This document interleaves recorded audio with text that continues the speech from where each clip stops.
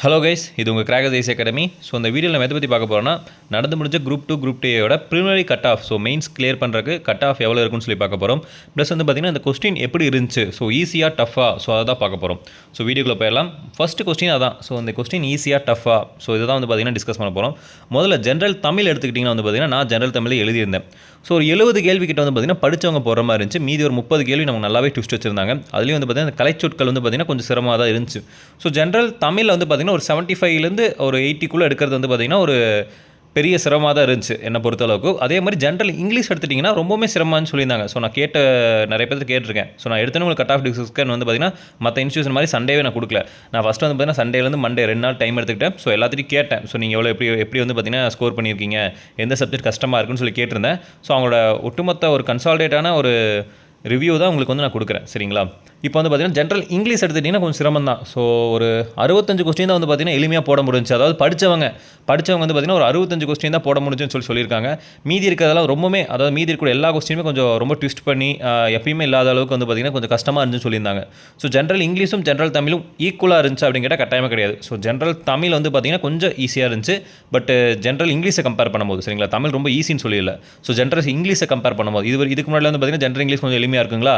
So அந்த மாதிரி வந்து பார்த்திங்கன்னா கம்பேர் பண்ணும்போது ஜென்ரல் தமிழ் கொஞ்சம் ஜென்ரல் இங்கிலீஷை கம்பேர் பண்ணும்போது கொஞ்சம் வந்து பார்த்திங்கன்னா எளிமையாக இருந்திருக்கு. அடுத்து ஜிஎஸ் பார்ட் எடுத்துட்டிங்கன்னா பாலிட்டி கொஞ்சம் எளிமையாக கேட்டிருந்தாங்க. பட் ஹிஸ்ட்ரி வந்து பார்த்திங்கன்னா ஸ்கூல் புத்தகத்துலேருந்து கேட்கலையாக இருக்குது. ஸோ அலாவுதீன் கில்ஜியை பற்றி என்னென்னமோ கேட்டு வச்சிருந்தாங்க. ரெண்டாவது வந்து பார்த்திங்கன்னா எப்பயுமே திருக்குறள் பற்றி, அதாவது யூனிட் 8 இப்போ யூனிட் 6 மாற்றிட்டாங்களா. ஸோ அந்த திருக்குறள் வந்து கேள்வி வந்துருந்துச்சு. ஸோ எக்கனாமிக்ஸ்லேருந்து மைக்ரேஷன் பற்றி கேள்வி கேட்டிருந்தாங்க.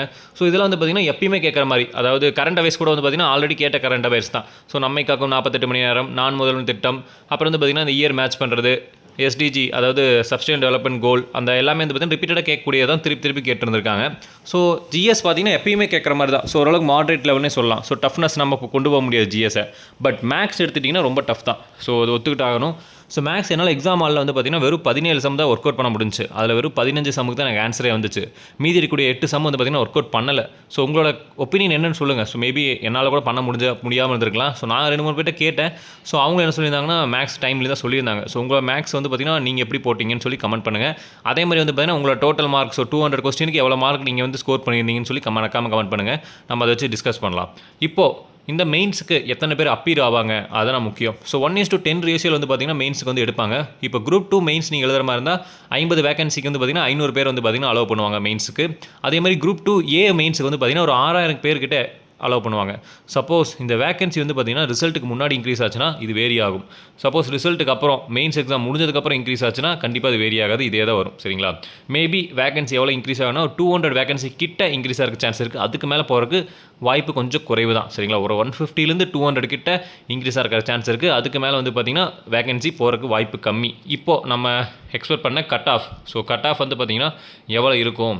ஸோ இந்த மார்க் அப்புறம் எடுத்தால் நம்ம வந்து பார்த்திங்கன்னா அதாவது மெயின்ஸுக்கு ப்ரிப்பேர் பண்ண ஸ்டார்ட் பண்ணலாம்னு சொல்லியிருக்கு. ஃபஸ்ட்டு நீங்கள் ஜென்ரல் கேட்டகரியாக இருக்கும் பட்சத்தில் வந்து பார்த்திங்கன்னா 160+ வந்து பார்த்திங்கன்னா இருந்தீங்கன்னா நீங்கள் வந்து பார்த்திங்கன்னா கட்டாயமாக வந்து பார்த்திங்கன்னா ப்ரிலிமினரி எக்ஸாம் முடிச்சுட்டு நீங்கள் மெயின்ஸுக்கு ப்ரிப்பேர் பண்ண ஆரம்பிச்சிடலாம். ஸோ அந்த கட் ஆஃப் வந்து பார்த்திங்கன்னா நான் கொஞ்சம் குறைவாக தான் கொடுத்துருக்கேன். அதனால் கொஸ்டின் வந்து பார்த்திங்கன்னா ஜென்ரல் இங்கிலீஷ்க்கும் தமிழுக்கு வந்து பார்த்திங்கன்னா ஒரே அளவு இல்லை. அதுவும் இல்லாமல் மேக்ஸ்லாம் நிறைய கொஞ்சம் கஷ்டமாக இருந்துச்சு. தமிழ் வந்து பார்த்திங்கன்னா ஈஸியாக 90 மார்க்கில் ஸ்கோர் பண்ணிட முடியாது. அதனால தான் கொடுத்துருக்கேன். இந்த கட் ஆஃப் நீங்கள் அதிக மார்க் ஃபீல் பண்ணிங்கன்னா அது என்னோட பிரச்சனை கிடையாது. எதனால் பார்த்திங்கன்னா போன டைம் ஸோ குரூப் 2ல் வந்து பார்த்திங்கன்னா அதிகமாக வந்து பார்த்திங்கன்னா வேகன்சி ஒரு 2000 வேகன்சி மேலே இருந்துச்சு. அப்போயே வந்து பார்த்திங்கன்னா கட் ஆஃப் வந்து பார்த்திங்கன்னா பிசிக்கு வந்து பார்த்திங்கன்னா 154க்கு மேலே இருந்துச்சு. ஸோ இப்போ வந்து பார்த்திங்கன்னா வேகன்சி கம்மி, கொஸ்டின் பேப்பரோட ஸ்டாண்டர்ட் அதிகம். ஸோ அதனால தான் அதே கட் ஆஃப் தான், ஆவரேஜாக அதே கட் ஆஃப் தான் வரும். சரிங்களா? அடுத்து பிசிக்கு வந்து பார்த்திங்கன்னா ஒரு 156க்கு அப்புறம் நீங்கள் இருந்துச்சிங்கன்னா கட்டாயமாக வந்து பார்த்திங்கன்னா மெயின்ஸ் பேப்பர் பண்ண ஸ்டார்ட் பண்ணலாம். எம்பிசி வந்து பார்த்திங்கன்னா ஒரு 152+, எஸ்சி வந்து பார்த்திங்கன்னா 146 அண்ட் எஸ்டி வந்து பார்த்திங்கன்னா ஒரு 140+ இருக்கும் பட்சத்தில் வந்து பார்த்திங்கன்னா நீங்கள் ப்ரிலிமினரி முடிச்சுட்டு மெயின்ஸுக்கு வந்து பார்த்திங்கன்னா ப்ரிப்பேர் பண்ண ஸ்டார்ட் பண்ணலாம். ஸோ இன்ஸ்பைட் ஆஃப் எந்த ஒரு கம்யூனிட்டியாக இருந்தாலும் நீங்கள் ஒரு 150+ இருக்கும் பட்சத்தில் ஒரு சான்ஸ் எடுக்கலாம். ஸோ நீங்கள் ஒரு சான்ஸ் நீங்கள் நினைப்பீங்க, ஸோ 150 எடுத்துட்டோம், ஸோ கிடைக்காதுன்னு ஒரு ஆஸ்ட்ரேஷன் இருக்கும் பார்த்திங்களா, ஒரு சான்ஸ் எடுக்கலாம். ஸோ எதுவுமே வேஸ்ட் ஆகிடாது. ஸோ படிக்கிறது அன்றைக்குமே வேஸ்ட் ஆகிடுது. அதனால் ஒரு 150+ நீங்கள் எடுத்திருந்தீங்கன்னா கட்டாயமாக ஒரு சான்ஸ் எடுத்து பாருங்கள். ஸோ தப்பு கிடையாது, நம்ம படித்தது வேஸ்ட் ஒன்றும் ஆக போகிறது கிடையாது. இனிமேடி எக்ஸாம் வரக்கு ரொம்ப நாள் இருக்குது, ஒரு எலெக்ஷன் முடிஞ்சு தான் வரப்போகுது. ஸோ அதனால் நமக்கு ஒரு 3 மந்த் வந்து பார்த்திங்கன்னா இதை நீங்கள் ப்ரிப்பேர் பண்ணுறனால, மெயின்ஸுக்கு ப்ரிப்பேர் பண்ணுறனால ஒன்றும் கெட்டு போகாது. நம்ம அடுத்த டைம் மெயின்ஸுக்கு நம்ம யூஸ் ஆகும். அதனால் ஒரு 150+ நீங்கள் இருக்கும் பட்சத்தில் தாராளமாக வந்து பார்த்திங்கன்னா எந்த ஒரு கம்யூனிட்டியாக இருந்தாலும் நீங்கள் மெயின்ஸுக்கு ப்ரிப்பேர் பண்ண ஸ்டார்ட் பண்ணிடலாம். இல்லைனா கன்ஃபார்மாக வந்து பார்த்தீங்கன்னா இந்த ஒரு மார்க்குக்கு அப்புறம் நான் சொல்லியிருக்கேன் பார்த்தீங்களா எக்ஸ்பெக்டட் கட் ஆஃப். ஸோ இதுக்கு மேலே இருக்கும் பட்சத்தில் நீங்கள் கட்டாயமாக வந்து பார்த்தீங்கன்னா தாராளமாக மெயின்ஸ் படிக்கலாம். ஸோ இது என்னோட ஒரு பாயிண்ட் ஆஃப் வியூ.